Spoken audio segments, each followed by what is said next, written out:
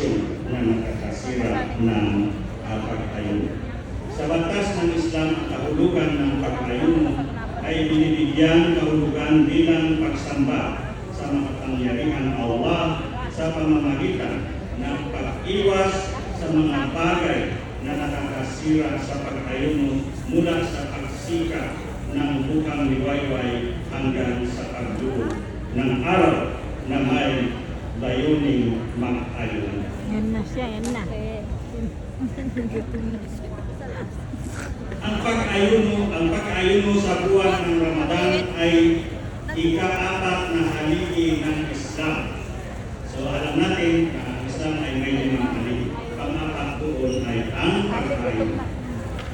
At naibigado ito para sa ating mga Muslim sa buwan ng Sha'ban. Walang talaga. Sa buwan ng Ramadan, naibigado sa atin sa buwan ng Sha'ban. Itong buwan na yun. Huwag na pumili. Kaya nga eh. Kanina pa namin gusto mag-serve, kaso ayaw nila po. Pwede makinig ng ano? Hindi ma... Okay, sige. Kailan sa ikalawang taon ng Hijra. Ang Hijra yung pang-migrate ng Prophet Muhammad SAW from Mecca to Medina. Pagkatapos ng mabago ang direksyon ng Qibla mula sa Masjid al-Aqsa para sa Masjid Haram.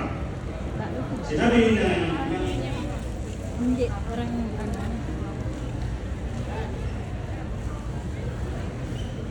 Sinabi ng makapangyarihan Allah sa Surat Al-Baqarah, talata 180, O kayong mga sumampalatay, ang pag-ayuno ay ipinagtutos sa inyo, gaya ng ipinagtutos sa mga nauna sa inyo. Ibig sabihin pala, yung mga naunang tao, mula sa Adam, Prophet Noah, Prophet Musa, Prophet Isa, alayhi salam, nautusan din silang mag-ayuno. Pero ang pag-ayuno nila, siyempre, iba, batay sa kanilang religion, sa kanilang scripture.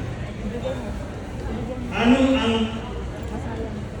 ang kahalagan, purpose ng pag-ayuno upang tayo ay maging matwid ang magkakaroon ng takot kay Allah Subhanahu wa Ta'ala. At sinabi ng pinakamahal nating propeta, ang Islam ay itinayo sa 5 haligi na bilang dito ang pag-ayuno sa buwan ng Ramadan. Sino-sino ang naobligado sa pag-ayuno? Sino-sino ang naobligado sa pag-ayuno? Ito kailangan natin alamin. Ikaysa, una, kailangan Islam ka o Muslim. Pangalawa, al-bulugh. Ibig sabihin, pagbibinata o pagdadalaga. Pangatlo, katinuan. Ibig sabihin, kailangan walang problema sa utak. Matino ang pag-iisip.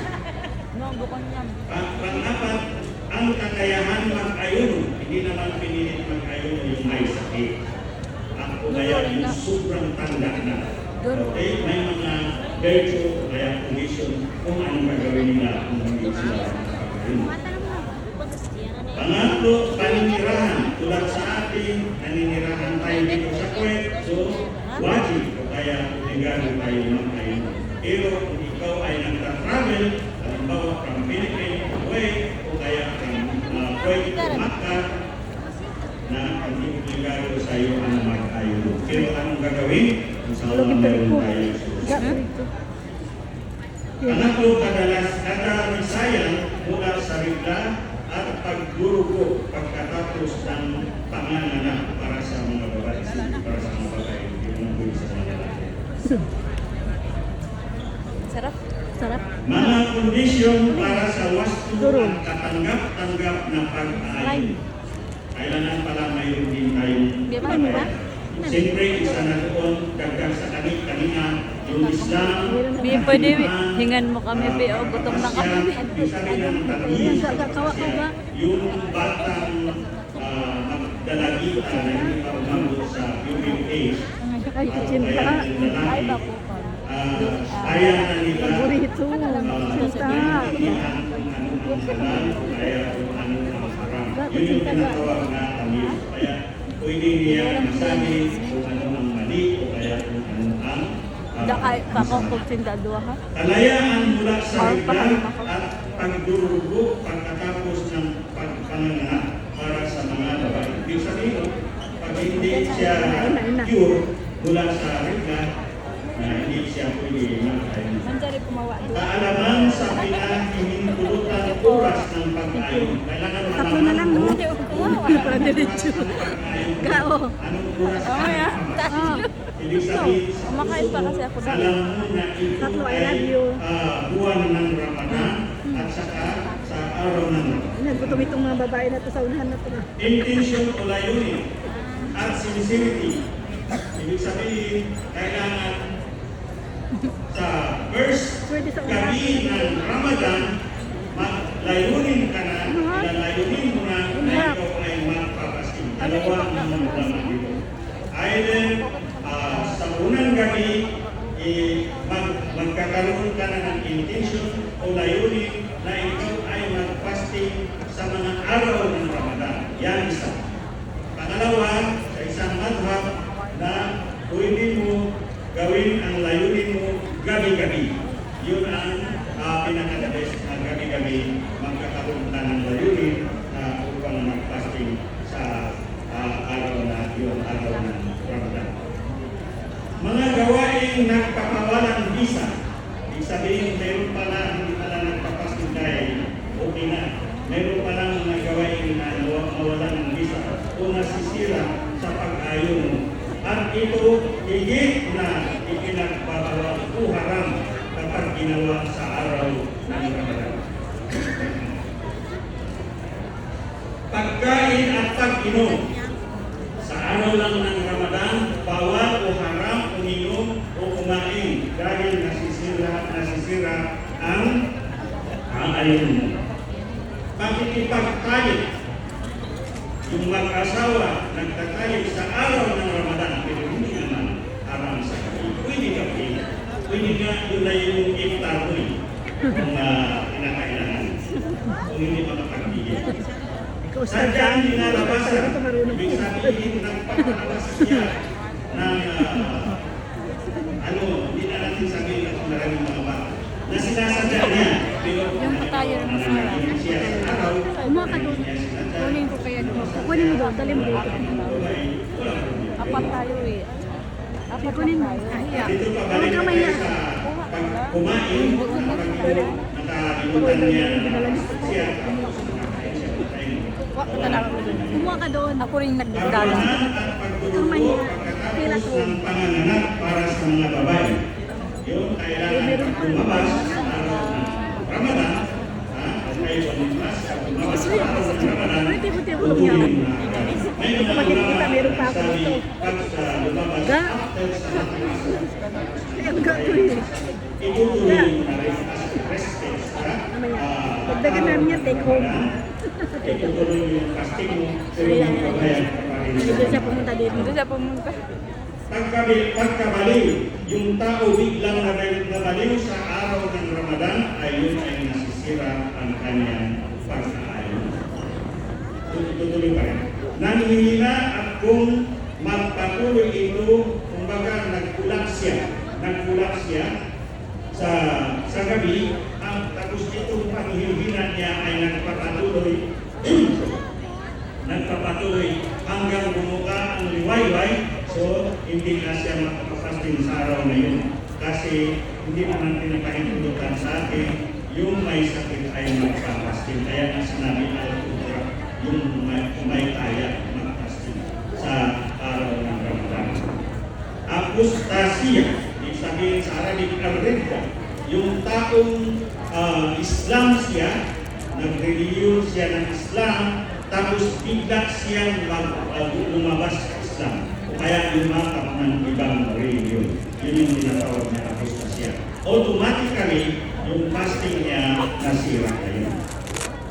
Sinadyang pagsusuka. Yung nagsusuka na hindi sinadya, okay lang yun. Pero pag sinadya o kaya tinuro yung liig para magsuka kasi sobra sa kagusukan, yun ay nakakasira ng kapastig. Nasa isa, nasa kumain. At anumang bagay na umabot sa tiyan na hindi pagkain o gamot. Ha? Hindi pagkain. Kahit anong bagay na nalunok o baga na swallow na Diyan na ako naghingi. tapos sumalot sa tiyan Tawid-tawid. ay yun ay nakakasira ng Mamaya, awak ko. nakakasira ng ayun. Hininan ko yung wala na. Bagay na lumalabas sa ilong o tainga o mata o umabot dito sa tiyan. Ano man bagay na lumalabas sa tainga o pinapasok tapos umabot sa tiyan na yun ay nakakasira din ng pang-ayon. Tayo mo pagkiram ko. Mga inirekomendang gawain para sa taong nag-ayon. Mga meditation. Ano mga magandang gawin? Ibig sabihin sa Arabic, mayos kahapdo asar. Tininan ko yung lola Ito ko. pagmamadali sa pagsira o pag-ibtar ng ayon. Once nagsabi ng Allah Akbar, ibigtar na. Huwag mo na patagalan. So, taliwas ito sa mga ibang paniniwala na magkakayapan ng 5 minutes or 10 minutes sa mag-ibtar.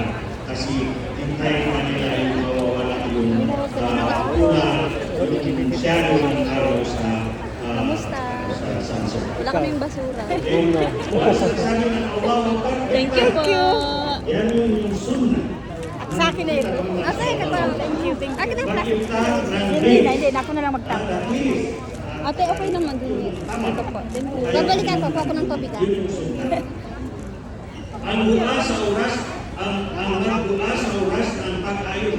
Habang kumakain ka ng nagwasay, relax. At the same time, pwede ka mag-bukaan ng kung anong gusto mo. Alam natin kung anong bukaan,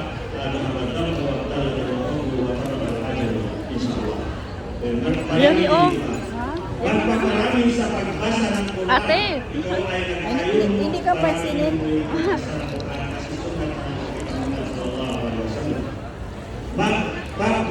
Magpaparami sa pagbibigay ng tawang gawa.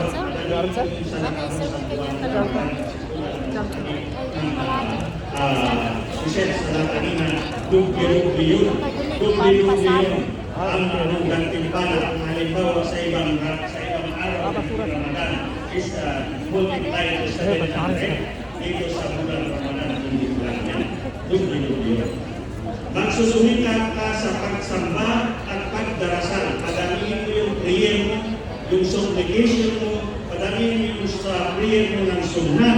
Lahat ng sunnah na nabanggit sa ginagawa ng Propeta Muhammad sallallahu alaihi wasallam, like salatul duha, salatul wudu, lahat gawin mo na yun. Mayroon pa akong na-discover yung sinasabi nilang salatul zawal. Yung salatul zawal na yun, before mag-aral ng seconds na mayroon doon, kasi daw sa salatul zawal, yung sa waktu ng zawal, yung before mag-azan 5 or 10 minutes before mag-azan ng buhol, inimbisahan bubuksan yung langit. Bubuksan yung pitong langit. So, pag nagsara ka doon, siguradong matatanggap mo. Ang pamamalagi sa mosque, ibig sabihin al-i'tikaf. Nilagay yung i'tikaf sa buwan ng Ramadan. Ano ang hindi kaaya-aya para sa taong nag-aayon? Pagmamalagis sa pagmumugmug at pagsisimot ng tubig. Nag-ablution ka sa araw ng Ramadan, tapos sobra-sobra yung pamumug mo hanggang sa mainom mo.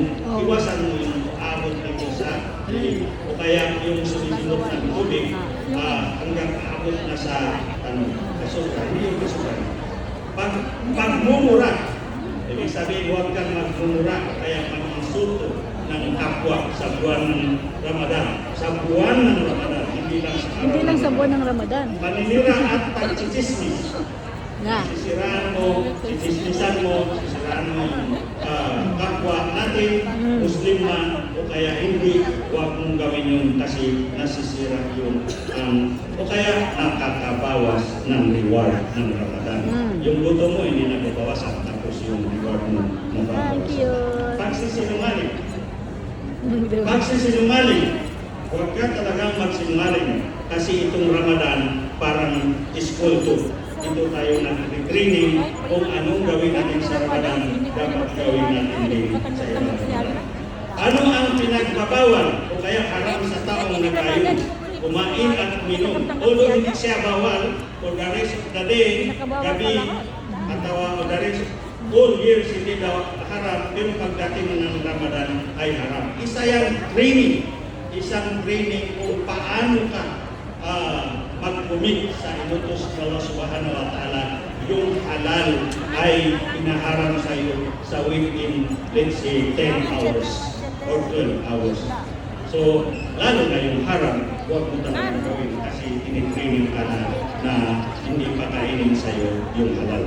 Pakikipagtalik sa asawa, masturbation, tulad ng nasabi kanina, apostasya, yung rekta, yung lumabas sa religion Islam, pinagbabawal at haram.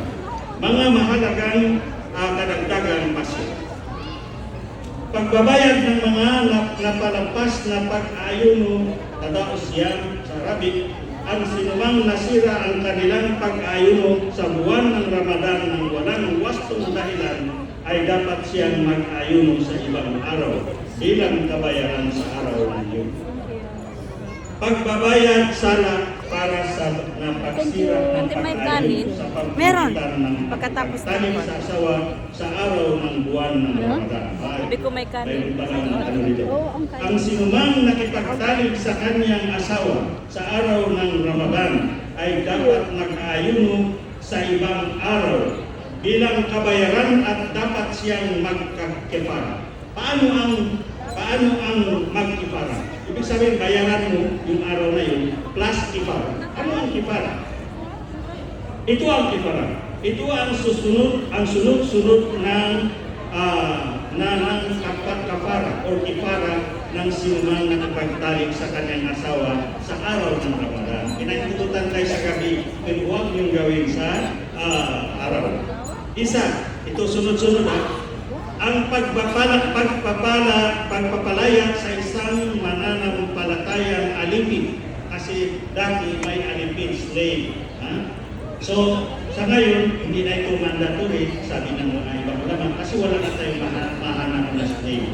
So, diretso tayo sa number 2. Kapag hindi niya kaya ang iyon, ay mag-ayuno siya ng 60 araw na magkasunod-sunod. Ibig sabihin, mag-fasting ka sa loob ng 6 na araw in sequence. Kapag nakahinto ka sa isang araw, mag-start ka na naman sa isa. Okay? Yun ay bawat mag-asawa. Kung kagustuhan nilang dalawa, siyempre minsan ayaw kagustuhan ng babae na pilitan siya. Kailangan naman niya pagbigyan ng lalaki yung asawa niya. So wala, hindi siya magpapasundo.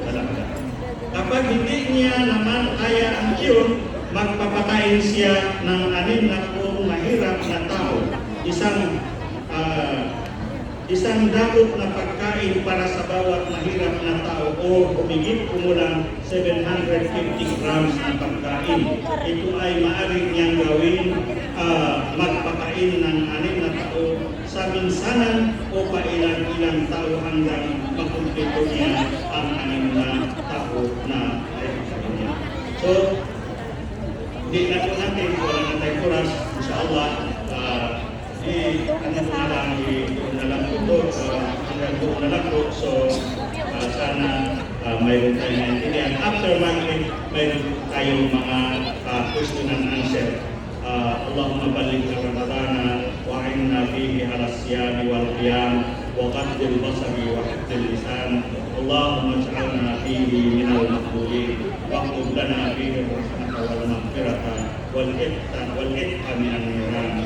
Allahumma aslih qulubana wa taqabbal a'malana wa khair a'malina khawatimaha wa khair ayyamina yawma nalqaka ya rabbal alamin. Allahumma salli wa sallim wa barik ala nabiyyina wa rasulina Muhammad sallallahu alaihi wasallam. Wassalamu alaikum warahmatullahi wabarakatuh. Amin.